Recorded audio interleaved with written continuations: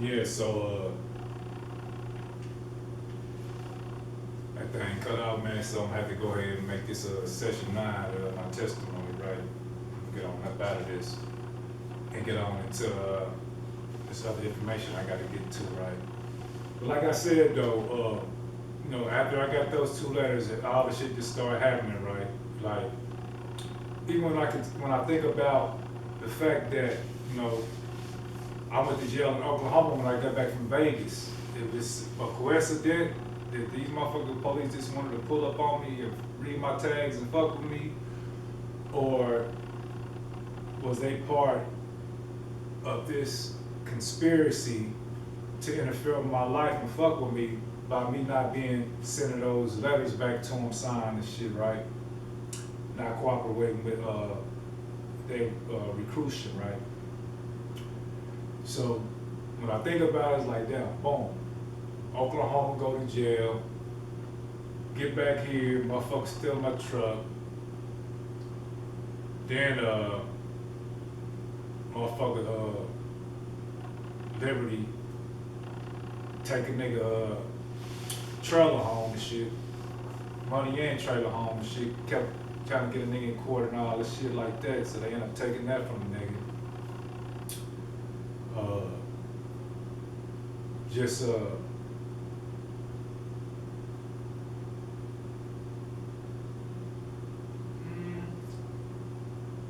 I mean, not too much real weird shit happened since I've been back, really.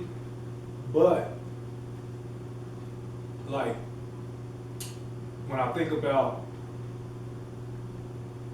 further back in Minnesota, I remember running into a female, right?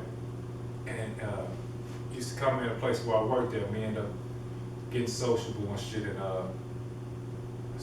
hung out a couple times. And she was a tarot card reader. I didn't know that shit, so she told me like, boom, I read tarot cards and this and that, and woo, woo, woo. This one day I'm going into her house and shit. So, we chilling at the crib, in her crib and shit. She pulled out the cards and shit, like, want me to get you reading?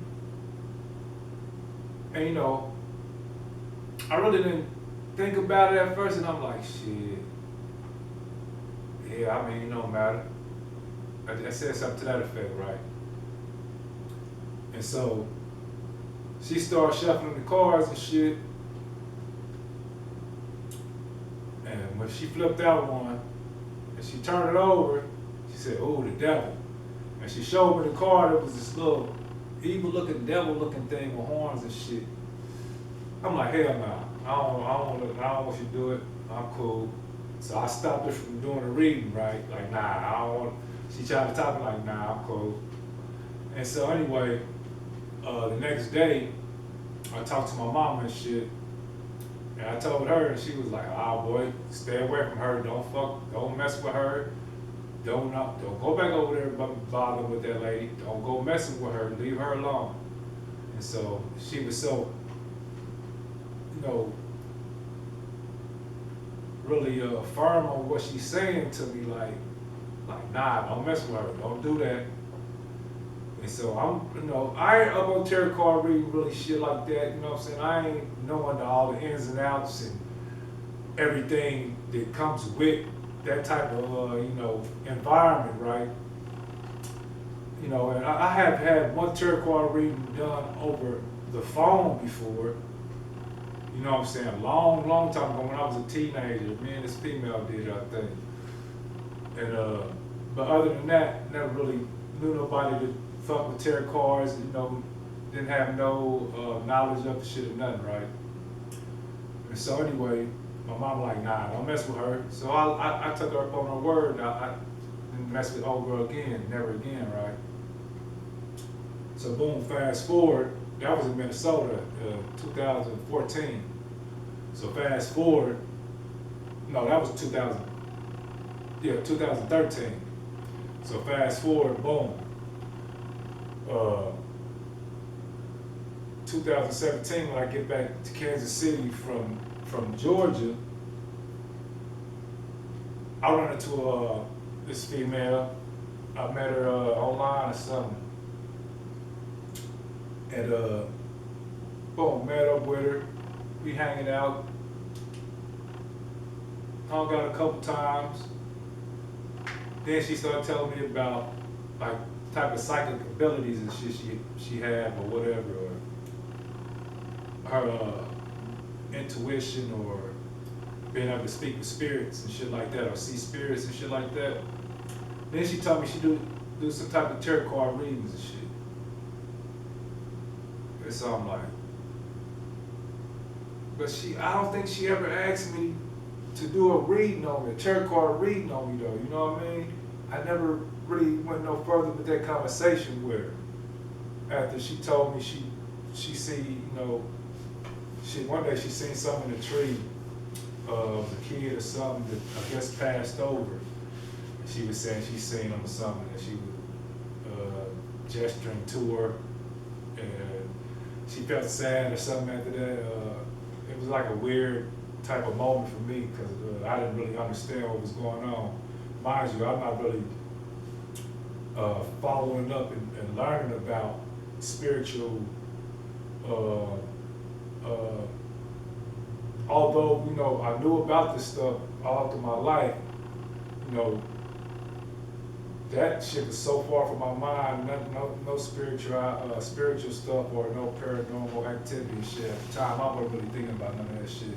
I was trying to focus on how the fuck I was gonna give me some clothes, give me some shoes, give me a job, you know what I'm saying, find me somewhere to stay, and shit like that when I first got back. Excuse me. So, you know, I wasn't thinking about spirits and all that right at that point, but I guess God was slowly but surely hitting me towards little things like this, right? And so, when I'm saying all that to say, I've been around people who's been dibbling and dabbling in that type of spiritual world and realm, and I wasn't even really aware of all the shit that comes with it, right? So by me being around people like that and not knowing what they really be involved in and shit when they doing this type of stuff, and if they using it for good or bad purposes, right? I didn't know that. And so it could be, I had been around some people that was in a dark magic, right? Or in the dark spiritual world type shit, right? And not even realizing I was around them. And they could have been getting like readings and shit on the nigga and all kind of different shit, right? Or even putting spell work on the nigga too, right? Cause I didn't know, I wasn't really hip on none of this shit for real, right? And no, don't get me wrong, my mom was from Louisiana, so I've heard of voodoo and witchcraft and shit like that, right? But when it comes to like tarot card reading and people putting spells on people, like, you know, love spells and different shit like that, I ain't thinking about no shit like that, you know what I mean? I ain't thinking like, I'm thinking a bitch gonna try to cut you, gonna try to shoot you, have you set up and killed or robbed, gonna try to sex you up on a rape, you know what I'm saying? Say, you know, you did some shit to her, sodomized her, or, you know, I'm thinking about those, I'm watching out for those type of setups when I'm dealing with these females and different people out here, you know, and interacting with these people in general. You know, I'm just looking for those type of setups, like watching for the physical setup. I'm not thinking in my head, people is having a spiritual warfare out here. People is actually attacking people spiritually, you know what I'm saying, in a spiritual way, you know what I'm saying, and some people call it magic, you know what I'm saying, or some people say people manipulating the vibrations and the energies and universal laws and different stuff. So this learning as I went, this a little bit, you know what I mean, not really understanding though, you know what I mean, and so take me back to looking back, like how many people in my life have I been around that was into that type of shit, you know what I'm saying, because like I said, 2017, I ain't thinking about nobody reading tarot cards and doing black magic and witchcraft and spell work on people and shit like that. really tripped off none of that shit, you know what I'm saying? Like other people, when I talk about it now, I hear people saying like some Harry Potter shit. Yeah, it is some Harry Potter shit for real. And so I'm like, yeah, how many other people I done been around that actually know about this tarot card reading and shit like that? That actually look into people's lives, you know what I'm saying, and actually do spell work and witchcraft and rituals on people. So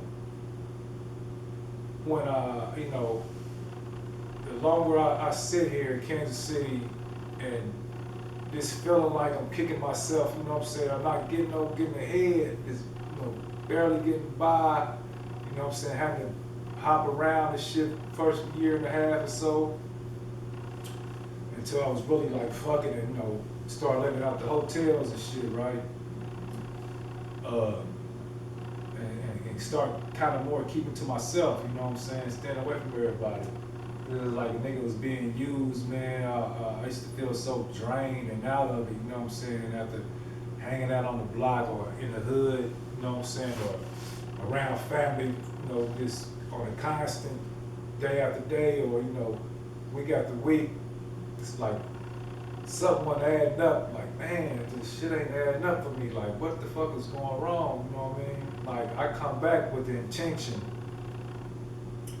on trying to build a business, you know what I'm saying? Trying to get something going, not trying to go back into the streets, you know what I'm saying? I hadn't been street hustling since I left Kansas City in 2012. I had street hustle since 2012, so all the way up to 2017, you know, 5 years.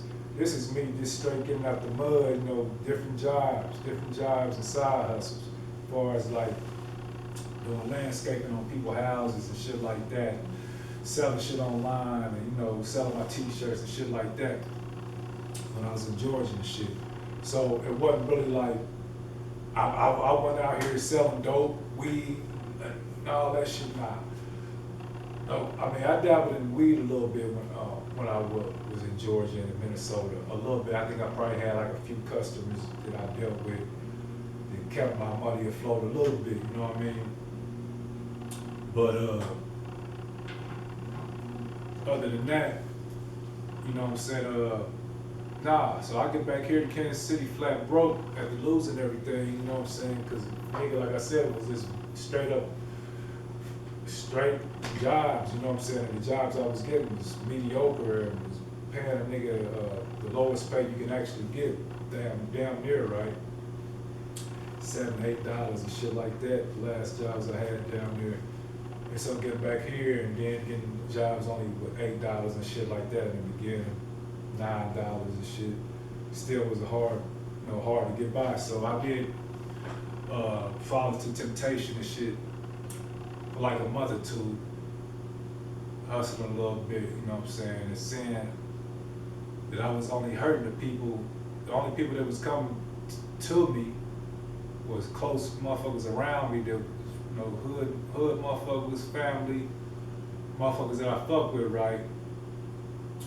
And so I didn't feel good, you know, after seeing how they, you know, was looking and how, you know, every day just seeing them falling more off, and you know, how family members was treating them and how they was being treated, and how, you know, the difference between them being sober and then being high as fuck, you know what I'm saying?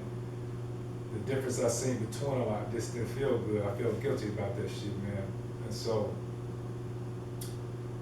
then it felt like I started getting bad luck and shit, you know. Did some damage to my car, I had just bought a Impala and shit. Did some damage to that, you know what I'm saying? Fucking around out there, somebody stole my Suburban and shit. So I said, yeah, I gotta stop going to the block, man. I gotta stop coming to the hood because I'm starting to have bad luck. And so, you know, I stayed up north most of the time and shit. After that, stopped hustling, and it's just been me selling t-shirts and having a job and shit, man. Finding a job, you know, working that motherfucker as long as I can till I find something else I want or find something with better pay. Hustling my t-shirts when I can, when I got them and shit. So, you know, I had hustled up, you know, saved up all my money and shit like that when I was working in the hotels bouncing around, bought my equipment, t-shirt press back, all the equipment I needed that I lost, and a little bit more. You know, said laptops and printers and all the other shit that I needed, keyboards and shit like that, you know, cameras and shit. All the shit that I needed to function, the shit that I lost, you know, in Oklahoma. And so I had to get all that shit back so I could function and start doing my t-shirt shit again, you know, so I could at least have a hustle in between jobs if I wasn't working, right? And so, you know, yeah, so, you know, this is my journey, man. And when I look back at it and say, before I left in 2012, right, it brings me to another point when I talk about witchcraft and shit like that. I remember here in the hood, how females back in the day used to do like spells and shit on love spells on niggas and shit like all the baller type of niggas. They used to do like spells on them and shit like that, and had them niggas all in love, and where they was just spending money on them and giving them money and doing tricking off big shit, you know, tricking off basically, you know, tricking off on them basically, and having the niggas all in love and shit. And females putting Nickies in niggas' drinks, having them go crazy so they can take all the niggas' wealth that they don't have stashed up and be able to take possession of their cars and shit like that, fucking their baby daddies up, and, you know, having them niggas go crazy and, you know, get, you know, off these spells and shit they putting on them. I remember hearing that shit as a teenager about these females. There was a lot of lesbians doing that shit, you know what I'm saying? A lot of dykes and shit. There was always in big groups, be a lot of female, you know, dykes and lesbians and shit, hanging out and shit, and setting up niggas doing spell work and teaching each other how to cast these spells and finesse these baller niggas and shit, and how to go after these ballers and how to get them, and, you know, getting niggas locked up and shit in different ways so they can take their finances and take all that shit. When them niggas get locked up, they can leave all the shit to them, right? So it was a lot of that shit going around, right? And I remember, like, before I left in 2012, and this is fucked up because the person it came from was somebody I would have died for, you know what I'm saying? I gave my life up for. Somebody that was close, a family member, was speaking this shit and saying this shit out and told me, nigga, that's why you'll be dead before Christmas. Now this is family. This is a family member. You know what I'm saying? Not my immediate mama family, but a family member. And you'll be dead by Christmas, nigga. Over $40 difference of some shit you tried, or over some shit they tried to scare me on. I found out the right price about the shit, so I gave them what it was rightfully, the price that it was rightfully the price, and it was, you know, a difference of $40, a difference of $40. I gave them the proper, what it was a difference of $40. I gave them what everybody else told me the shit was worth. There wasn't no denying that's what it was worth. So they was trying to scam me and get an extra $40 out of me. So when I gave them the money to give to them, somebody to give the money to them, I got the word back and got all kind of bitch ass niggas and this and that. That's why you gonna get fucked up and this and that, and you'll be dead by Christmas. And I remember too, it was close to Christmas time, man. Close to Christmas time, I ride down the highway coming from up north, going back to my house, you know what I'm saying, on 58. You know, I'm still fucking with the water shit, you know what I'm saying, still smoking lovelies and shit, sticks and shit every now and then, so kind of loopy, plus, you know, house been getting shot up and shit. Feds and shit, detective looking cars have been posted up on different blocks on the corners like they was watching my house. It was motherfuckers letting my dog out the gate when I wasn't there. You know what I'm saying? I come back, he roaming around on the block, you know what I'm saying? So somebody was sneaking in my house through my window and shit, kitchen window, trying to find money and trying to steal or whatever. You know, it wasn't nothing there. I was in and out that motherfucker every day. I stayed there a few hours, 5, 6 hours, and I've been out, you know what I'm saying, trying to make me some money and get the fuck up out of there, because I already knew what time it was. Anyway, one night I'm going over there, it's dark as a motherfucker. Getting a ride over there, little young nigga, you know what I'm saying, fucking on my nieces. And this is about to be the last of this my testimony. But anyway, ride up the highway, man, and it was just like demons on the nigga. Something in my head like, kill yourself, you know what I'm saying? Kept saying, telling me to kill myself, you know. And like I said, I'm still, you know, fucking with the juice and shit, so that shit in my system, so I'm you know, I'm kind of woo every day, you know what I'm saying, in and out. And so I got this motherfucking big ass thing in my hand too. I had just pulled it out my lap, set it on the floor. So this shit going through my mind, I keep hearing this shit in my head. The music loud, this nigga playing the music though, so he in his own zone driving. I picked this motherfucker up. I damn near did it too. I cocked that motherfucker back. But when I cocked it, this nigga hit a fucking pothole or something.